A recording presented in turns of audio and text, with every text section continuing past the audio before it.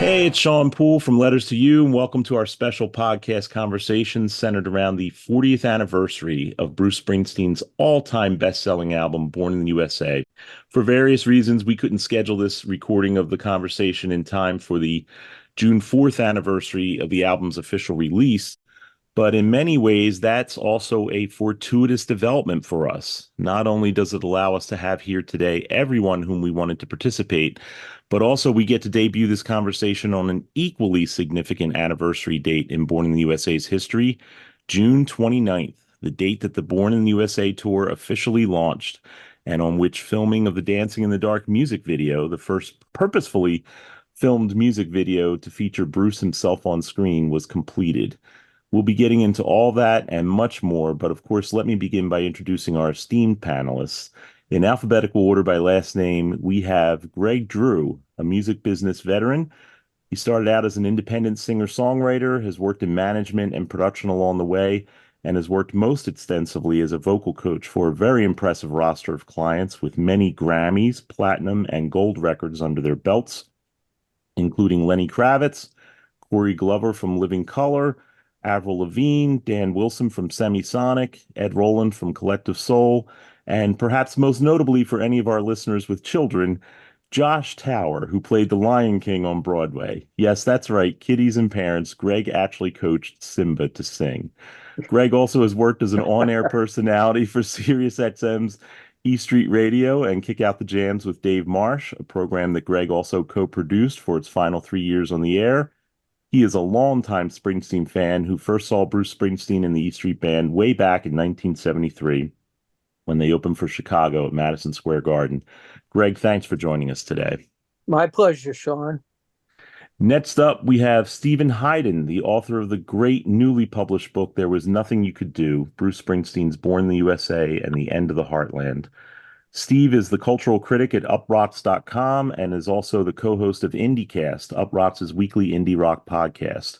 He's written for numerous other publications as well, and in addition to There Was Nothing You Could Do, Steve has written 5 other books, including Long Road, Pearl Jam and the Soundtrack of a Generation, Twilight of the Gods, A Journey to the End of Classic Rock, and Your Favorite Band is Killing Me, What Pop Music Rivalries Reveal About the Meaning of Life. And as everyone who's already read There Was Nothing You Could Do knows, Steve has been a Springsteen fan since the ripe old age of 6, back in 1984, when he first discovered his father's Born in the USA cassette in the glove compartment of Dad's car. Welcome, Steve. Thanks for having me. And last but certainly not least, Joyce Millman is a critic who has been writing about music, television, and much more for over 40 years now. You can read some of her best work at joycemillman.wordpress.com. Among her many impressive accomplishments, Joyce is responsible for writing what I consider to be the greatest single semicolon sentence describing a Bruce Springsteen concert. And appropriately, she wrote it as part of her 1984 Boston Phoenix review of a show on the Born in the USA tour. She wrote, and I quote, Springsteen's idea of what a rock concert should be is fairly simple. It should be like Christmas, something anticipated, slow coming, cherished, and festive. Isn't that awesome? And I thought it was so great that I convinced editor-publisher Chris Phillips to use it for the 2021 Backstreet's Christmas card. Joyce, it's great to have you with us today, as always. My pleasure. Thank you. All right, so let's dive right into this. I guess the best place to start would be the album itself, what it meant then and what it's come to mean over the years, and maybe even starting with that might be what it meant to us personally as Springsteen fans and as we first encountered it and what it means to us now. Anyone want to dive in? But since Steve wrote the book about it, why don't you start, Steve? That makes sense. Well, yeah, I mean, as you said in the introduction, at the beginning of the book, I write about how I came across this album for the first time, which was when I was a little kid. I was in my dad's car and I saw the tape in the glove compartment, and it just blew me away as a little kid. And when you write a book like this, you try not to attribute things thoughts you had later to your younger self. So like when I wrote the book, I didn't want to act as though as a 6-year-old I grasped socio-cultural political commentary going on in the title track, that I understood, the fallout of the Vietnam War or the difficulties of trickle-down economics or anything like that. I just loved the drums and the synthesizer. I thought that sounded so amazing. And of course, the sound of Bruce's voice. And, I think one thing that maybe gets lost with this record a little bit is that it really was a big pop record. Not only was it this great rock record, but it was a pop phenomenon. Bruce was competing with the Michael Jacksons and the Princes and the Madonnas of the world. And the fact that someone like me knew about the record speaks to that. Bruce, he was already a star going into Born in the USA, but I think, he was someone that you would at least be like a teenager to know who he was. He had like an older appeal, I think, at that time. And Born in the USA really opened it up to little kids like me who watched MTV all the time. And certainly that was like a double-edged sword with that record. I guess I'd like to hear from the other panelists about that, because I was one of the newcomers to Bruce. I didn't know that there was another Bruce Springsteen record other than this one. I was too young I wasn't listening to Nebraska in preschool, unfortunately. That would have been amazing. But, probably best that you didn't, actually, if you think about it. well, yeah, rolling around, rolling into preschool on the tricycle, listening to State Trooper, that might have been an emotional child abuse maybe from my parents if that had happened. But so that's my experience initially with the album, was just as a kid who was listening to the radio, and wasn't seeking out music. This was the kind of music that was just put into your face at the time. And that's how it reached people like me. And I think that really speaks to just how broad this record was when it came out. Yeah, definitely. So, well, certainly you had a bit of a perfect storm in that, Bruce was already, I guess you could say, a rock star. I mean, The River had a hit single and he was playing arenas. But when you combine his critical acclaim and then the album itself and the music on it, which was extremely accessible, and then the whole MTV thing, which, people forget that when the record came out, MTV had basically been around for like 3 years. And it was still coming into new markets almost monthly. I mean, there were people, there were huge cable markets that didn't first have MTV when MTV started. And so you combine all those things, and also what was going on in the country at the time, where you had, President Reagan and Michael Jackson, Madonna. The country, I think, was looking for a strong white male. And who rolls into town with with pop songs and is getting played on MTV, on a seemingly hourly basis? The record just exploded. right. Joyce? So, I had been, a fan since late high school. So that's, I kind of came in between Born to Run and Darkness on the Edge of Town. And I saw my first show in 78. And, when Born in the USA came out, I was, it was early in my career as a critic. And, I was so excited. I finally, I'm going to get to, somebody's going to pay me to write about Bruce, And I guess I'm one of those people who, was a little bit resentful of that album because he wasn't ours anymore. I mean, I wouldn't say it was a cult following. It was a little bigger than a cult following on the East Coast anyway. But the way he exploded and with this kind of massive record and stadium shows, it just kind of felt like, well, that's the end of our Bruce. And, I liked the album. I really, the sound of it, I got a little sick of the synthesizers. They really kind of bugged me. But I don't know if you were not alive and listen. I mean, if you were not 6 years old at the time, okay. It was so ubiquitous. I mean, there was, I think, 7 singles from it. And you could not get away from this record.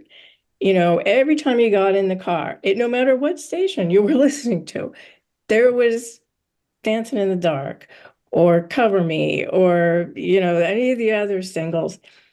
And it just kind of got to the point where it was like not music anymore, but it was just something that everybody was consuming. When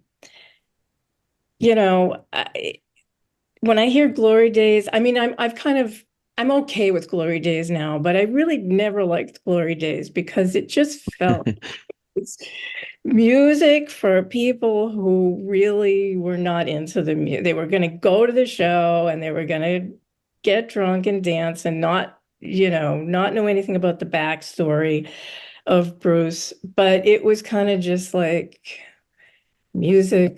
disposable music. I've made my peace with that album. I really do enjoy, Dancing in the Dark when I hear it in the show and the placement of it. But, I can't say that it's my favorite Bruce album. It just, it's a greatest hits album. I think Steven said that in the book, that it's basically a greatest hits album at this point. Yeah. And I think like what you're describing, you're just like reading like Backstreet's issues from that time, and I think that was a common reaction with people that already liked Bruce, and it's a reaction that I think you see with a lot of artists that make that leap from, like you said, he was already popular. It wasn't like he had a cult following, but it wasn't like he was on the radio all the time. And like the other Springsteen records, they're like albums. They're not really like collections of singles. Like he had Hungry Heart on the River, but that's really the only like big hit from there. Darkness, you have Badlands, but that's not really like a radio song. Like Born in the USA had all of these radio hits that were just played all the time. And then you add all the baggage that gets added when a record gets that huge, and like the way Springsteen was written about at the time. When you go into like the newspaper columns in particular, the one that comes to mind for me is the Chicago Tribune op-ed board calling Bruce the Rambo of rock, which is such a crazy way to describe him. But this was also a year when Sylvester Stallone he was like one of the biggest movie stars in America, and there's like a sort of superficial physical resemblance between Bruce in his Born in the USA period, being this muscular guy with a bandana on his head, and like Sylvester Stallone. And like a lot of newspapers made that connection. And if you're a fan of Bruce, and then you see how the media is attaching all of these like kind of weird things to him, I mean, I think that also affected how maybe older fans felt about that record, because it brought so much stuff to the table that didn't have anything to do with music with Bruce, it seems like. You hit it when you said he was the white male. I mean, at that time it was the Mount Rushmore. It was Michael Jackson, Madonna, Prince, and Bruce. Of that, in that time frame, they were the biggest artists. And, he was getting written about by George F. Will and, and all of these conservatives because he was a white male rock performer. And there was I think you said in the book there, he was not androgynous. There was nothing, well, the irony is that cover of the album is so gay coded. Yeah, and we're gonna get into that. I wanted to say I was 16 when the album came out, 16, 17, thereabouts. Um, I had been a fan since like the early 80s. I grew up in Philly, which is serious Bruce country. And, we had DJs like Ed Shockey, David Dye, Michael Tierson, who were playing him and, proselytizing to the masses here in Philly. And if you were a kid, coming of age and getting into album-oriented rock, which was, for white working class kids like me at the time, that was where you were getting your music. Bruce was there in the mix, and I quickly became a fan, but I didn't get to see him live until the Born in the USA tour. And I remember it, I was very excited about it because not only, was he coming back with the E Street Band and coming back live, and I would finally get to see shows, but I remember being a fan, and when Nebraska was released, and, that was a very different kind of record. I could see the connections between it and what came before it. The River ended with Wreck on the Highway, kind of setting the stage for a record like Nebraska. But, I don't think anybody, well, not even Bruce himself really expected that to be his next record. But it became that, and it was kind of a strange, it's kind of funny looking back now because we talk about it being, what was it, like 3 years? That, it took for him to come back live with the E Street Band. And, at the time it seemed like, oh, it's taking so long and will it ever happen?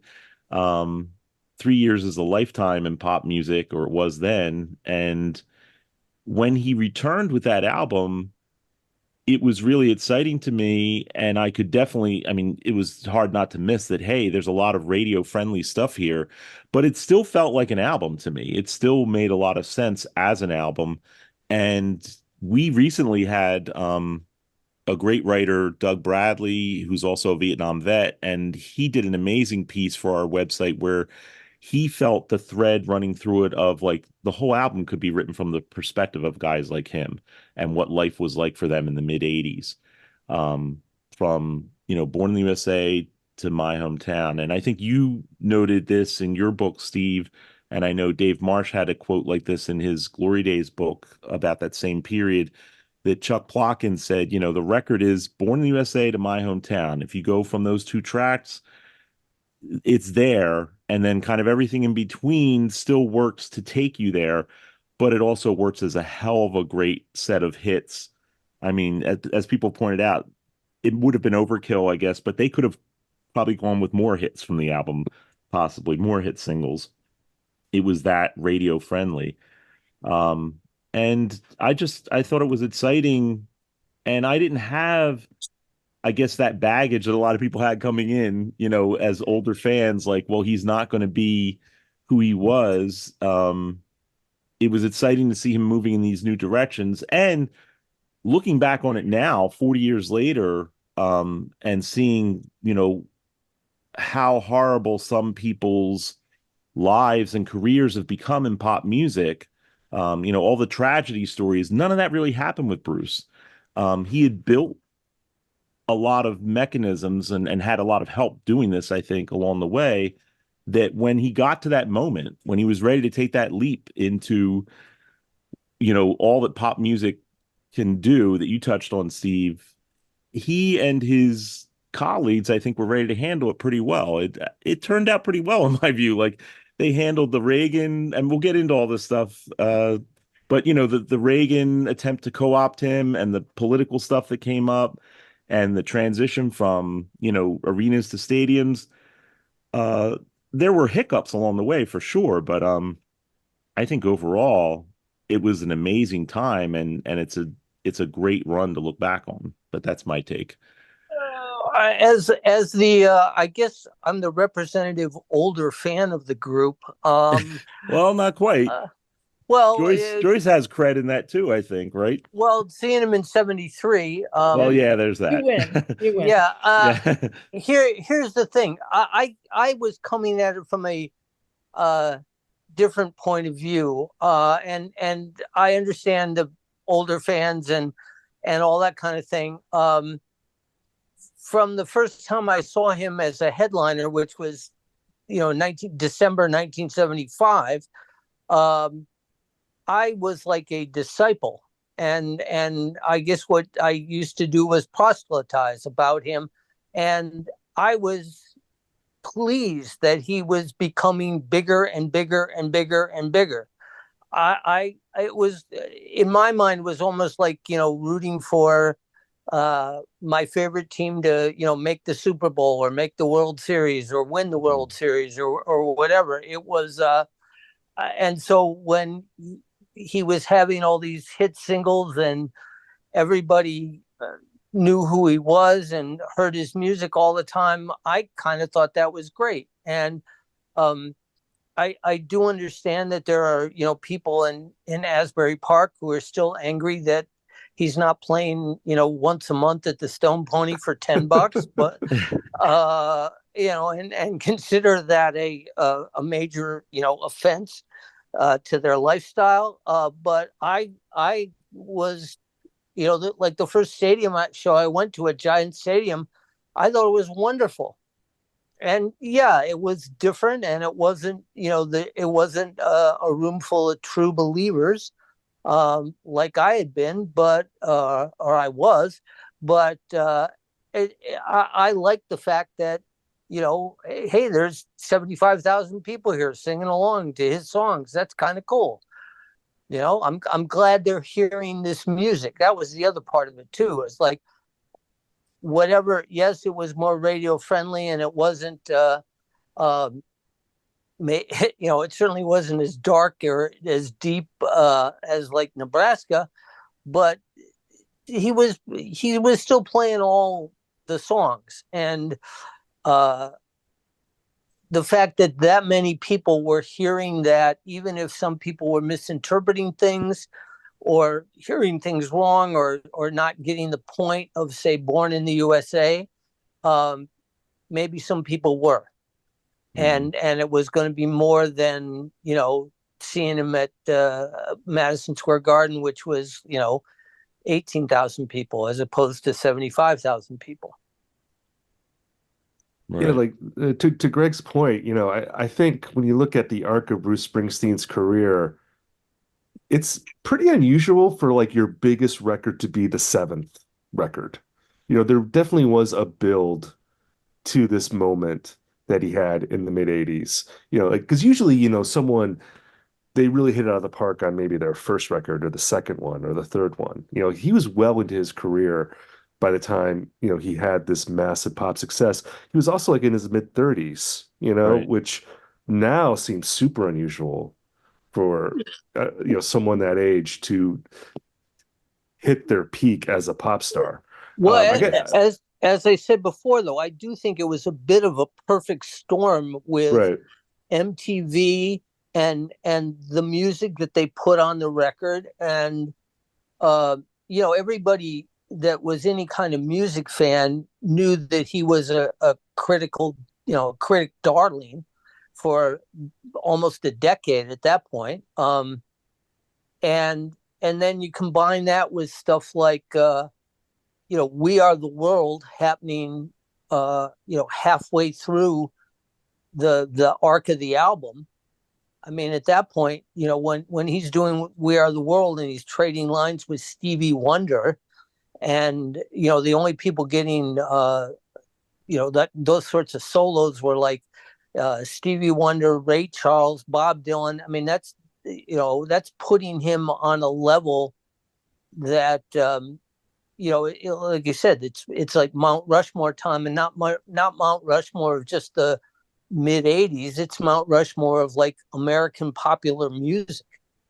The weird thing is that his career is that he was on the cover of Time and Newsweek in 1975. Well, yes, And I remember. if there if MTV had been around in 1975 when he was Born to Run, would that have been the album that blew him up? And with his third album, he would have had Boss Mania.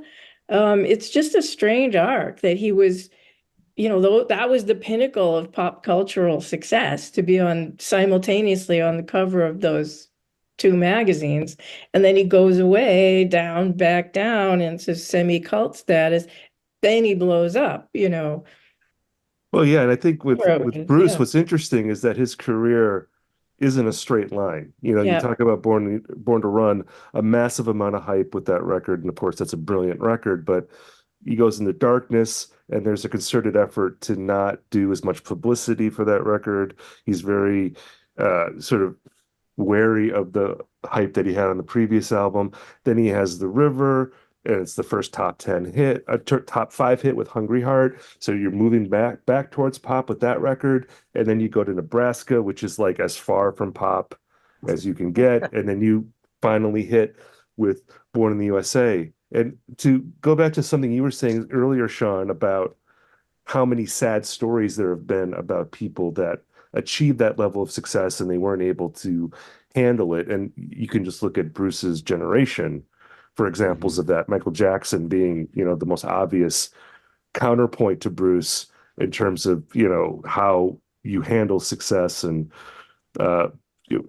conduct your career. I mean, I think one of the things that has maybe preserved Bruce professionally and personally is this sort of simultaneous thing that he has where like he wants to be Elvis, he wants to be the guy at the center that he was with Born in the USA, but then there's also that kind of Dylan side to him too, where he's going to do the thing that's going to maybe shrink his audience a bit, make Tunnel of Love after Born in the USA. I'm not going to be the blue collar guy anymore. Now I'm going to wear a suit and lean up against this white car, and I'm going to write these beautiful songs about relationships, that aren't going to appeal to kids at all, and he can make that record and it can be great.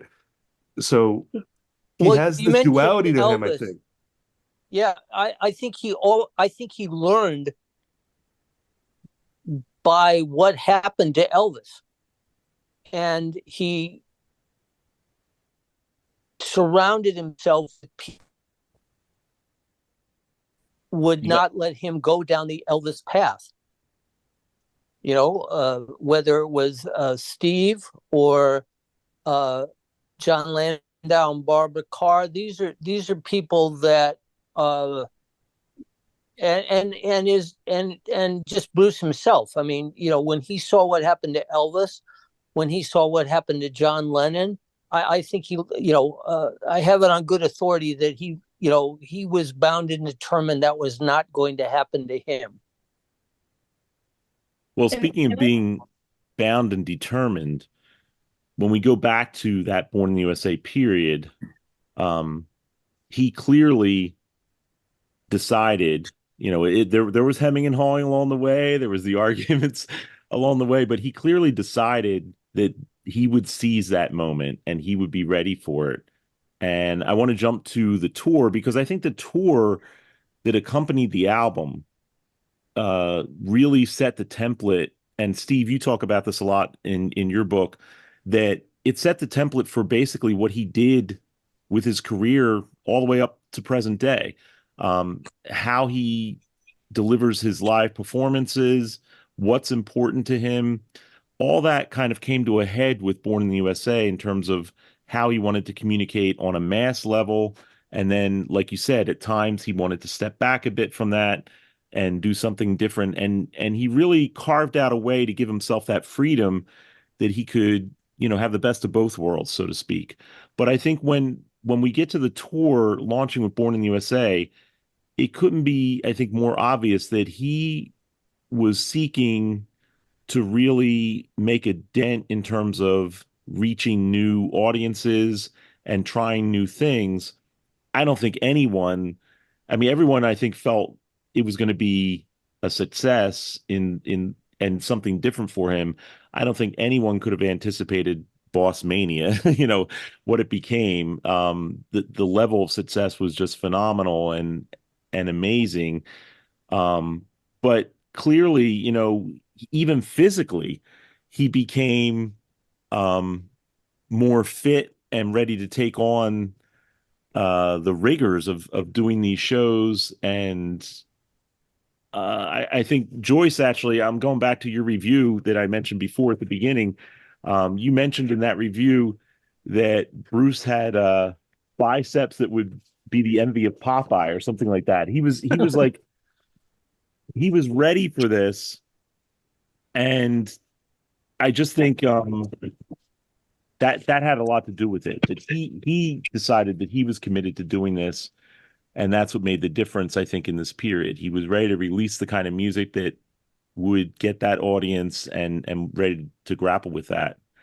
Um, I'm trying to go to a transition here. Like, I think that leads us in a way, though, to something that they didn't quite anticipate. Can I just say Yeah, something go like ahead, really Steve. quick about like the accessible music, which Sure. obviously there's tons of just really catchy immediate songs on the record. One thing that I think is really fascinating about Born in the USA is that in terms of like the way it was recorded, Mhm. it wasn't like this super produced record. I mean, they were in the studio basically playing live, didn't do a lot of takes.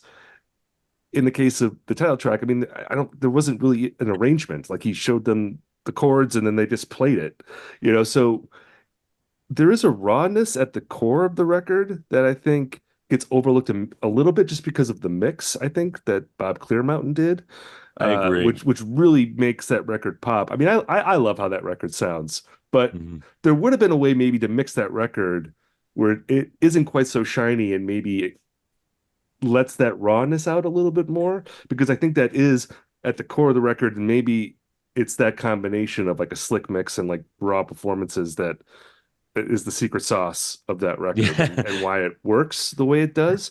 But I just think that's an interesting thing about it. It's not like they were doing like dozens of takes and like laboring over it like it was some big pop production. I mean, like Born to Run is much more produced than Born in the USA is, but Right. just the way it was presented was, I think, a lot more slick. Because I really think like the E Street Band, they're such an important part of that record, and that's Sure. maybe a cliche thing to say, but I really think that the sound of the band is the through line that connects that record, like the performances and the way they sound together. And that's true on the record, and I think it's also true on the tour. And it's fascinating to consider that this was basically the end of their partnership for a long time. Right. Going into Tunnel of Love, much different record, obviously, than this one. Um, But but in a yeah, way, it makes sense too, because it is, Born to Run and all the, detailed late night productions and everything, as Bruce himself has indicated, a lot of that also was related to they just didn't know how to make records quite yet. And by the time you Oh, get to they yeah, go ahead, clearly Greg. finding their way when they were doing Right, Born to Run. right. And by the time you get to Born in the USA, they've done The River, where they really were able to finally capture what they sound like live. And obviously the band had years of, experience under their belts of being able to just perform so well and so consistently that by the time you get to Born in the USA and you're cutting things live, you could conceivably, in 2 or 3 takes, come up with a really professional sounding record, and then you add Bob Clearmountain to the mix. So it goes back to that perfect storm thing I think that Greg was mentioning too, that it all came together at a very odd time. And then in the meantime, you've got a climate in the country that's, super rah-rah. We're in the middle of a Reagan re-election year. And what happens in September, just a few months into the tour, but Ronald Reagan decides that Born in USA and Bruce are another way to just, ingratiate himself with the votes he's trying to get.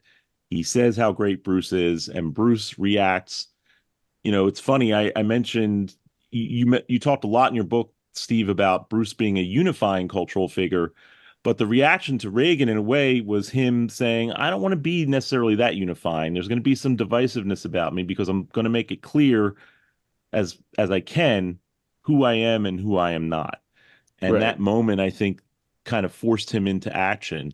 And Joyce, I don't know if you want to talk about this, but it also, there were other elements of that tour where he made it clear, like, this is who I am and this is who I'm not, or this is what I stand for and this is what I don't. Well, I want to go back to we were talking about how he got really buff for that tour. Okay. I still don't understand the thought process. Like, what made him all of it? Like, did he have too much time on his hands? Like, why did he Well, do it? I Why did he believe go he to the explained it. gym? I believe he explained it by saying that toward the end of the 81 tour, he was having trouble getting through a complete show, given the length of the shows that he did Yeah. and the effort that he put into them, and that he decided that he was going to get physically fit. And, you know, like a lot of things Bruce does, he doesn't do it like halfway. He goes, he you know, he went all the way. And obviously, you know, that was something that he was bound and determined to do. And he probably did have too much time on his hands. And Well, he has you that know, line in his book where he says that, and I'm paraphrasing here a little bit, but he says something like, "I have an attraction to meaningless, repetitive tasks." Yeah. And lifting weights was, Yeah. so I was naturally attracted to it for that reason. But in the course of doing that, of getting pumped, and I mean, he made himself, when I look back on it, he made himself into a character with the bandana and, the muscle shirts. And it was like he was Bruce, but he was a Bruce playing a different Bruce.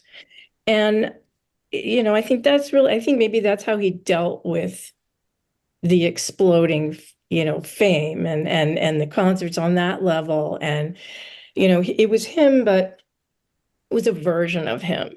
And I think that there was I think whatever was going on in his personal life at the time, I think that there was a lot of confusion there. But that's the boss that he was playing on that tour, was that boss. And sure, he looked manly, but I think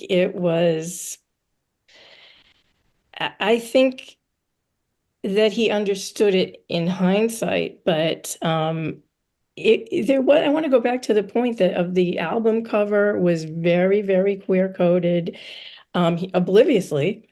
And the Arthur Baker dance mix of Dancing in the Dark in particular, it opened up a different audience for him. Now, the whole, the thinking behind the dance mix was, you really look around, there's all these white people. Well, how can we get Black audiences? Well, let's do a dance mix. Like everybody was doing dance.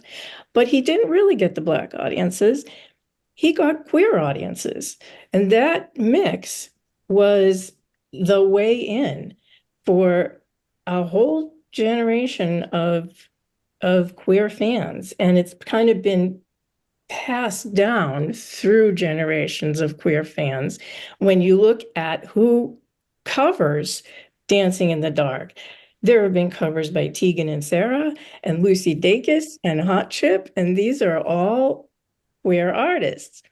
I think it was funny because he was being hailed as, Rambo and whatever, and the manly man. But at the same time, there was this real subversive thing where, people were listening to Bruce who had never listened to him before and remain fans to this day. And there's a whole fascinating subculture out there that you can read queer writing on Bruce. And Steve, in your book, you did really great job on the bromance songs, Right. the male romance and the kissing Clarence and Right. that stuff. That has been the impetus for 1,000 fanfics and stuff like that. Yeah, I mean, yeah, Audiences. like you, yeah, because like some of his most romantic songs are about men. Yes. Like he writes very romantic songs about friendship. Bobby Jean being like one of the great examples of that. Like one of my favorite songs on the record, and it's a song a lot of people think or they assume that he was writing about a woman, and now it's all but accepted he's writing about Stephen Van Zandt and that song. And another great outtake from this record, This Hard Land, very romantic song about friendship, just one kiss from you, my brother, in that song.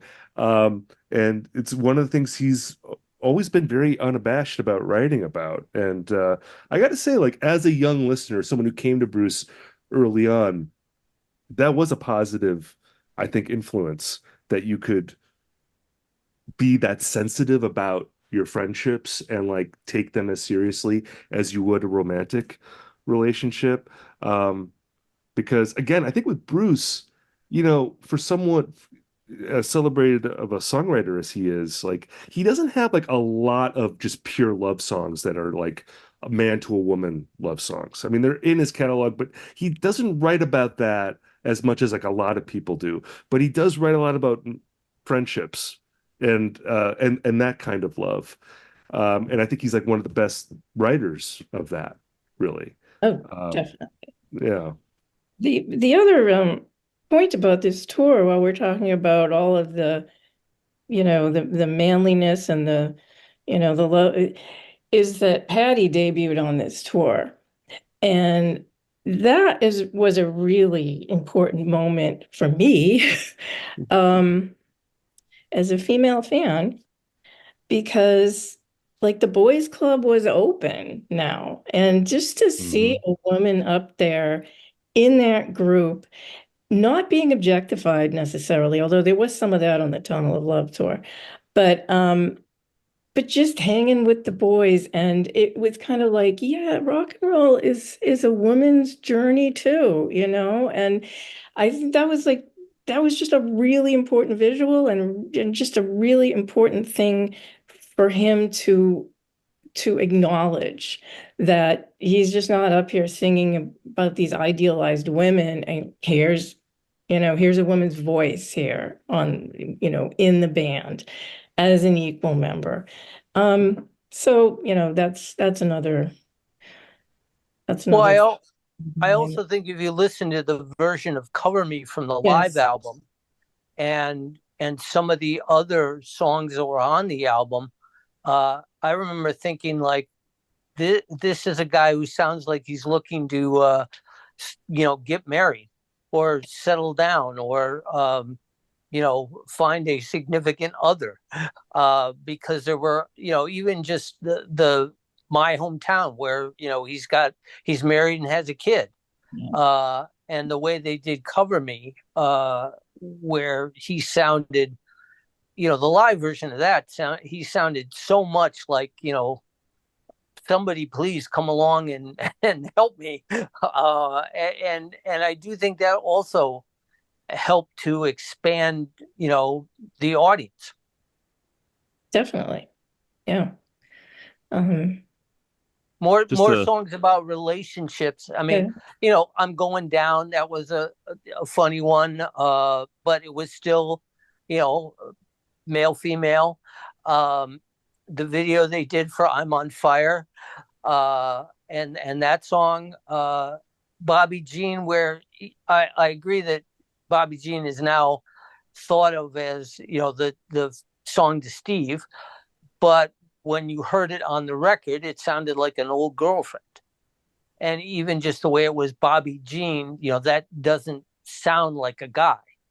Or at least it didn't to me. Now, maybe I was just misinterpreting or whatever. I knew it sounded like a song about Steve, and as did, No Surrender. But as I said,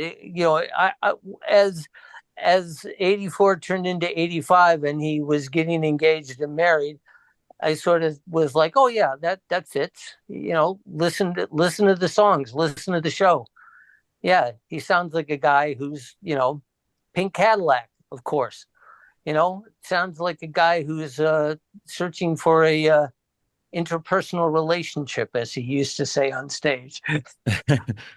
Well, I think the other thing with a song like Bobby Jean, and I think it was set up this way on the live album, where a lot of the songs are meant to kind of serve as across the year answer songs to other songs, is it's very much a continuation of the Backstreet story, but it's like a much more mature reflection looking back on a romance that's ended from a more mature perspective. But what's interesting is both of the names in those songs are ambiguous when it comes to gender. You've got Terry and you've got Bobby Jean. It could be a guy, it could be a girl. We don't know. Yeah. Yeah. And I think that ambiguity is something that really lends strength to the big tent that Bruce, I think, often tries to create with his show, with his music.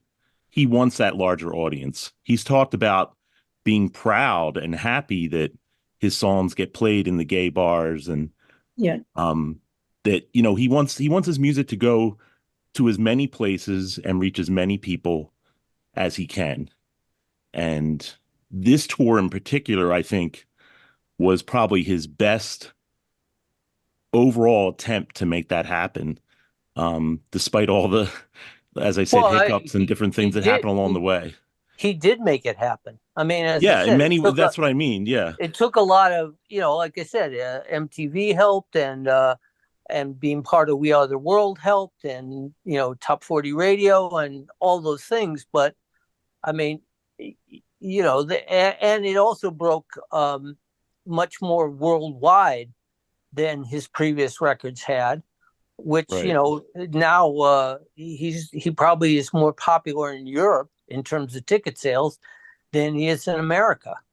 And so this was the big bang for Bruce Springsteen. So jumping back to the politics for a minute, because I know I'm watching the clock, and Steve, I know, are you able to hang with us a little longer, or do we got to let you go right at 3? A little bit. I got a deadline, so okay. I got to get back, but all right. I can go a little bit. Understood. I know what that's like. I meant like a writing deadline for my. Yeah, that's what I figured you meant. But yeah, like I can relate. I was gonna say, like, because you brought up the politics issue earlier. George Will writing the column for the Washington Post, where he was basically holding up Bruce Springsteen as like an example of like young, hopeful Americans singing this patriotic song called "Born in the USA," and then that is what causes the Reagan campaign to co-opt Springsteen in a speech that Reagan was giving in New Jersey. I think he said something like, the dreams of young America are represented by Bruce Springsteen, and yada yada yada. And I think it dovetails a bit like with this conversation we were just having about Bobby Jean, which is that when people hear a song that they love, they will apply their own life to it, and they'll disregard anything that maybe doesn't conform to that. We do that with songs we love all the time, whether it's a political song or it's a personal love song. And I think with Born in the USA, that song in particular, I mean, you look at the lyrics and you're obviously, you come to the obvious conclusion, of course, this isn't just some patriotic song. It's a song about this disaffected Vietnam veteran and who's been rejected by his country. And there's a criticism of the country that's very obvious if you look at the lyrics. But then you hear the music, and the music is so rousing, and the chorus just gets your blood pumping. And if you just want to pay attention to that, you can take it if you want. And what I think is so fascinating about that song is not only was it misinterpreted like in 84, 85, but it's still misinterpreted now, 40 years later. Like, when you would think people would know by now, like, what that song is about. And Bruce Springsteen himself talking about it, and Bruce Springsteen playing, the Nebraska version essentially of that song live, like the downbeat kind of bluesy acoustic dirge take on that song. But there's still instances where people will play that song as an expression of just sort of jingoistic pride. And it just goes back to this idea that I find really interesting, as a music critic, that people just willfully interpret songs the way they want to, no matter what they're told to the contrary. And how powerful that is. It speaks to the power of music, but it also speaks to maybe the frustration of being a songwriter. Certainly Springsteen, I think, with this album has always seemed in his public statements about it to be a little ambivalent about this album. Like, he's someone who will go all in on Nebraska, loving that record. But with Born in the USA, just like what he's written about it, what he's said about it, you feel like he's maybe he has mixed emotions about this record. And I feel like maybe that's why, because it did achieve what he wanted to do, but then there were all these other things that happened that he couldn't control necessarily, that were also part of the experience. And we know he tends to be a bit of a control freak. That's right. for sure. Well, and was much more of one back then than he is Definitely. now. Yeah. I mean, by leaps and bounds back then. Well, one thing I was going to say, one thing that the Reagan, quote and that shout out, so to speak, from Reagan did, is it motivated him to do something that he has done consistently ever since that tour, which is every night to connect with some local organization, a food bank, a community action group of some type, and find a way to encourage his fans to support the things that he stands for. It's been a very concrete way that he's been able to say, hey, this is what I care about. This is who I am. So I just think that it's amazing that, and this speaks again to what you raised, Steve, about how influential this album was on, him becoming still this supreme arena stadium rock act 40 years on.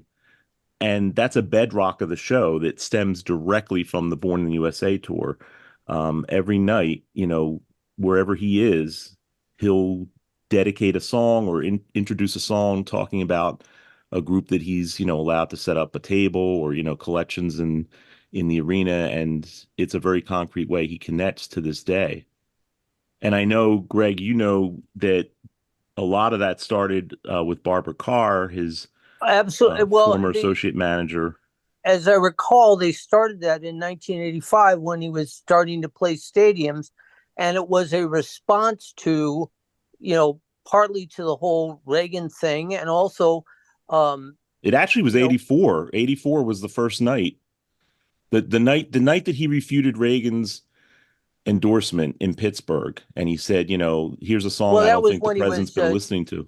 Doing stuff he was involved. I was about to say there were other groups he was involved. That was the Steelworkers, I believe. Right. Yeah. And then also in early '85, I think was when they were closing down the factory in 3M. Yeah. And so he did a benefit, for them.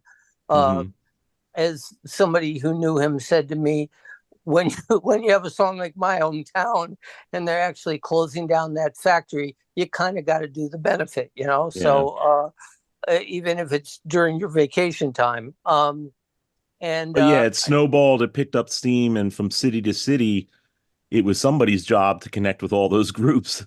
Well, that actually, fell. It's my understanding that it was Barbara Carr's job, right?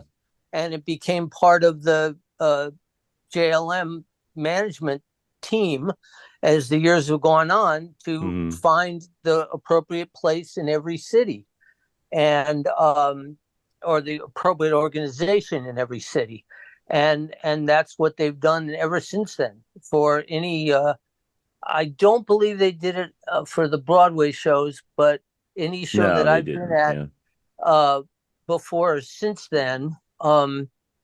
They've always done it, and it was, again, that was part of the the outgrowth, I think, of becoming as big a star as he became.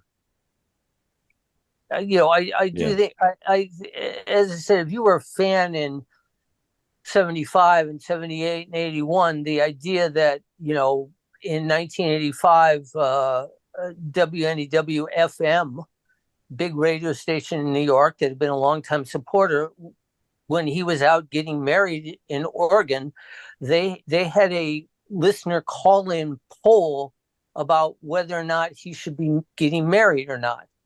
And that's much to and of course a number of Jersey girls were extremely frustrated that he wasn't marrying one of them, as you all imagine. And I was driving to work listening on the FDR Drive, just beating my radio up, going, leave him alone. He can marry who he wants to marry.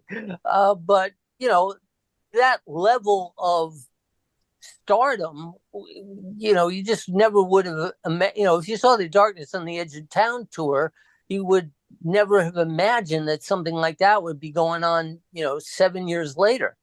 And yet it was. And that was not, there's a famous quote from Dave Marsh's Glory Days where, there were helicopters and things flying all around, out in Oregon.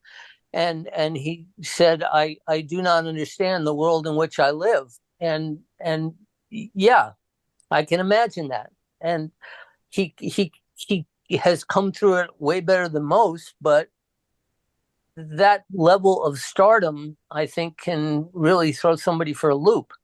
But it also can make you able to raise millions and millions of dollars for food banks and various charities through the years. It took him a while to. Sorry, excuse me. It took him a while to get from, supporting the food banks and Vietnam veterans to endorsing a presidential candidate, which I think the first endorsement was John Kerry. That's correct.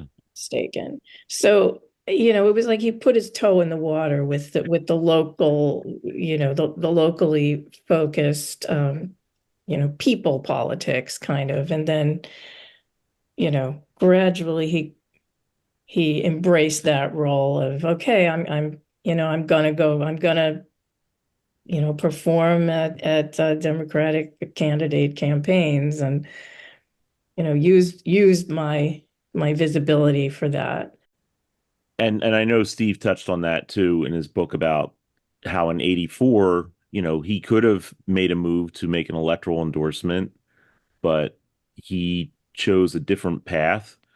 And I think there are many good reasons to not make that electoral endorsement. You outlined a lot of that in your book, Steve, about how, the idea of a pop star telling you how to vote, how to think, that has its ups and downs. Yeah, and I feel like that's something that it's a difference between maybe now and the mid 80s. I think that there's a much different expectation now with pop stars that they choose a side. I mean, we are in a much more partisan era, obviously, than in the mid 80s. And I mean, the thing with Springsteen is, he has always, or certainly in the last 20 years, explicitly made it clear what side of the aisle that he's on. But there is also this recurring idea of finding a middle ground in America. That Jeep ad that he did 3 years ago, it was explicitly called The Middle. And he's like in Kansas at this church, and he's talking about how the middle is sacred ground and all this stuff. And of course, that ad, it did unite the left and the right because they both hated the ad. Like everyone hated that ad because no one wants to hear that right now. And of course, that ad came out right after January 6th. So that maybe wasn't great timing for an ad like that, but it also was after the election where Joe Biden beat Trump. So people on the right were saying, well, of course you're going to say compromise now because your guy's in the White House.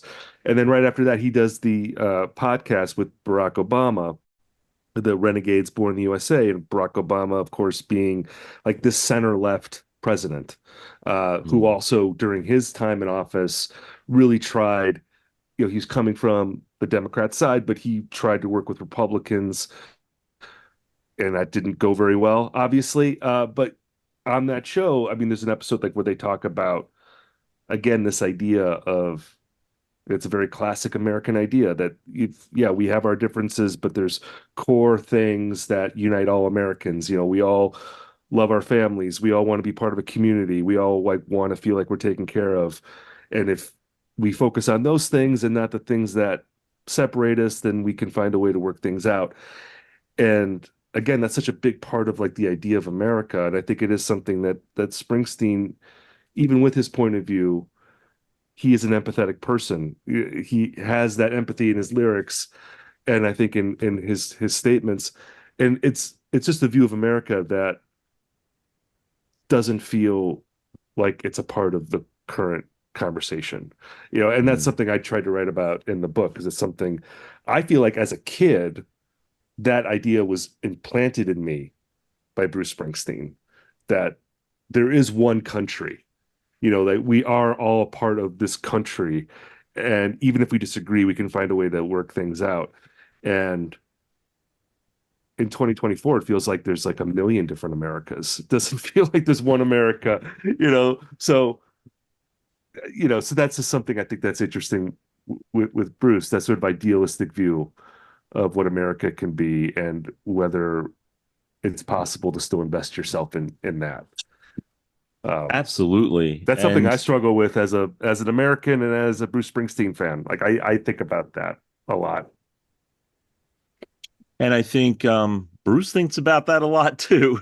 I want to, as we wind down, I want to have you guys at least grapple with this very interesting quote I came across in his autobiography. This is from the chapter called Wrecking Ball. And in it, he wrote, "Wrecking Ball was received with a lot less fanfare than I thought it would be. I was sure I had it. I still think I do and did. Maybe my voice had been too compromised by my own success, but I don't think so. I've worked hard and long to write about these subjects, and I know them well. I knew Wrecking Ball was one of my best, most contemporary and accessible albums since Born in the USA. I'm no conspiracy theorist, so basically I realized that the presentation of these ideas in this form had a powerful but limited interest to a reasonably large but still select group of people, especially in the United States. For the next several years, we toured, crisscrossing the globe, to a wild reception, where Europe, as usual, was a whole other story. There was a deep and abiding interest in American affairs and anyone singing about them. Their interview questions were political and filled with the stakes I knew I was writing about when I wrote the record. I came to terms with the fact that in the States, the power of rock music as a vehicle for these ideas had diminished. A new kind of super pop, hip hop, and a variety of other exciting genres had become the hotline of the day, more suited to the current zeitgeist. Don't get me wrong, I can't complain. Wrecking Ball went to #1 and had a fine success of its own in the United States. Appreciative and understanding audiences met us everywhere. But I thought this was one of my most powerful records, and I went out looking for it all." Thoughts on that? I agree with him. I still think, I mean, that I think that album was 2012. Correct. 2012? Yeah. I think that is one of his great late period albums. I mean, Letter to You, I think, is the masterpiece of the late period. But Wrecking Ball, and those were, you know, it was a different America then. Only 4 years later would everything, you know, fall. But things were falling apart. And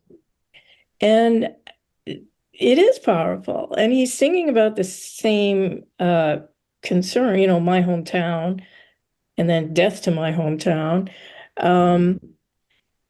You know, I wondered myself why that album wasn't received, you know, more enthusiastically by fans.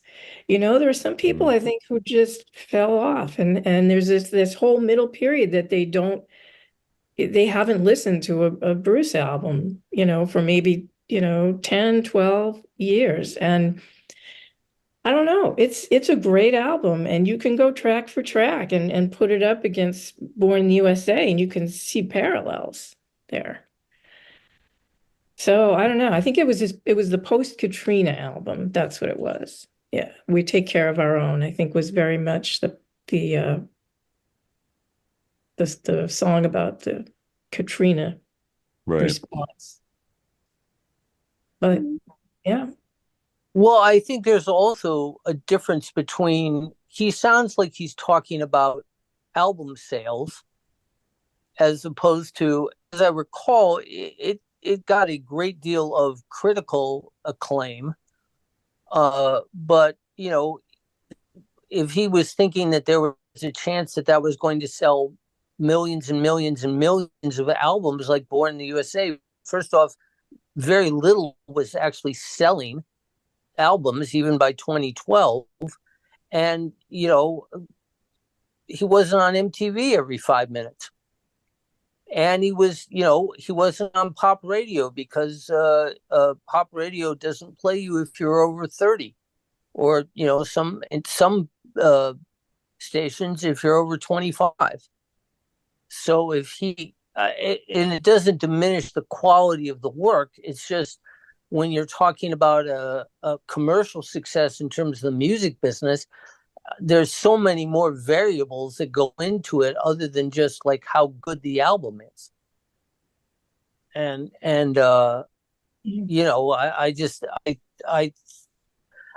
think sometimes for musicians that's hard, because if they think something is their best work, and yet something else that they did they maybe didn't think was as good sells more records or generates more streams or whatever, they somehow, you know, they can't quite understand that. But that's where the business part of the music business can sometimes rear its ugly head. I'll say I don't love Wrecking Ball personally. I like the songs, and that was a great tour, but it has a problem that a lot of 21st century Bruce albums have, which the production for me is trying too hard to be contemporary with what was going on at the moment, and it ends up sounding dated almost instantly in a weird way.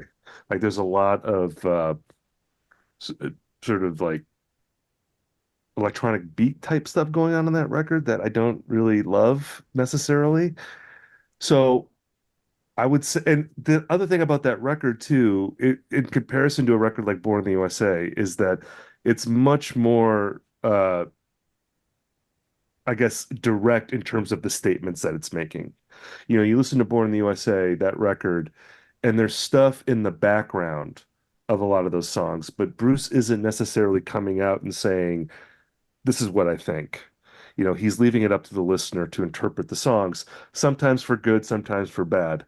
But I think Wrecking Ball, it is a little more pedantic in terms of like the messaging of that record. So that isn't necessarily a strength. I will say, like, I'm with Joyce on Letter to You. I think that's a great late period Bruce record. I'm also a fan of Magic, which I think is a little underrated among Bruce fans. I'm with you on that. I love Magic, and I think that's an example of a record where that's a great record. I love that he was listening to bands that were influenced by him in the 2000s, and, you know, hearing the Killers, hearing Arcade Fire, and being like, I can do what you do. I can do you doing me better than you can do me doing me, if that makes sense. I feel like there's a bit of that on Magic, and also, you know, like the title track and Last Man's wait, no, that's on Letter to You. The Last to Die, Devil's Arcade. Those are like Iraq war songs that I think are a little more subtle, and they're great songs. So I like that.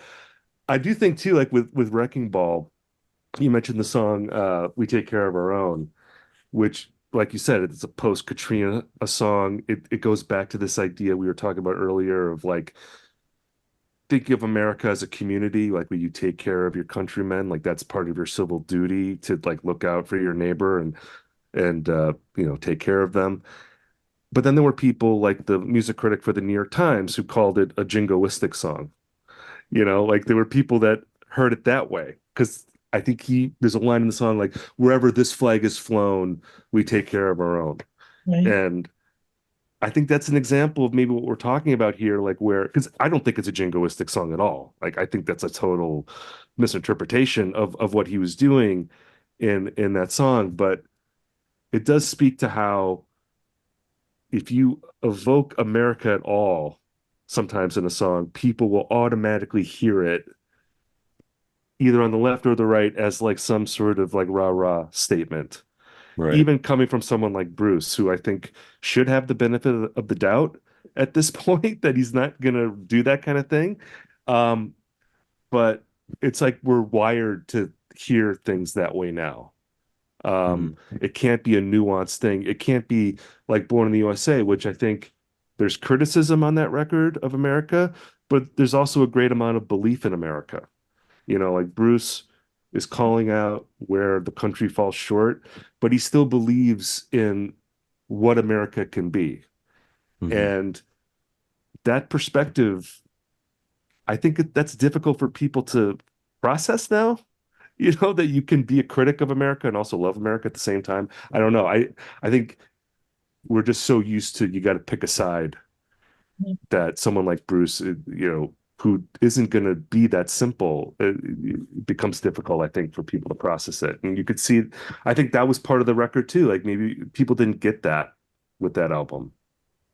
Well, We Take Care of Our Own was also a very, like you said, it was a nuanced song, and wherever it was criticism that America didn't take care of these people in Katrina, and they were left to take care of themselves. So it was a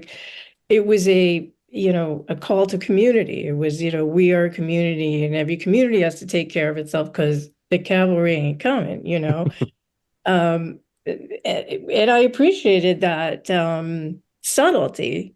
And of course, anytime you say flag, I think in a song, Right. Yeah, like you said, people hear what they want to hear. Well, on that note, which I think is an appropriate note, because I think that's where Steve's book ends, is where we are now and what this album, how it still speaks to where we are now, despite it being such a divided time and, everything else that we've talked about. There's still this inkling of the kinds of ideals of a way, I don't know, you could even call it a way back home, a way of deciding that, hey, there are some things that unite us that are worth preserving and defending. And it's a very, very little light in the darkness, I would say, in terms of it's not like a beacon of hope, but it's more like a candle of hope these days. And I think that's what still keeps Born in the USA so relevant and so important. And I want to thank you all so much for being part of this discussion today. I feel like we've barely scratched the surface, of course. We could talk way more about this album and all the various elements of it, the tour and everything. But I want to thank you all for your time. Greg, Steve, and Joyce, you can come back anytime, of course. I hope everybody enjoyed listening to this and that you have a great Born in the USA at 40 summer, blasting the album and re-listening to these songs and thinking about them, because there's a lot there worth exploring. And as Bruce would often close in his Born in the USA era concerts, remember too that nobody wins unless everybody wins. Take care, everyone.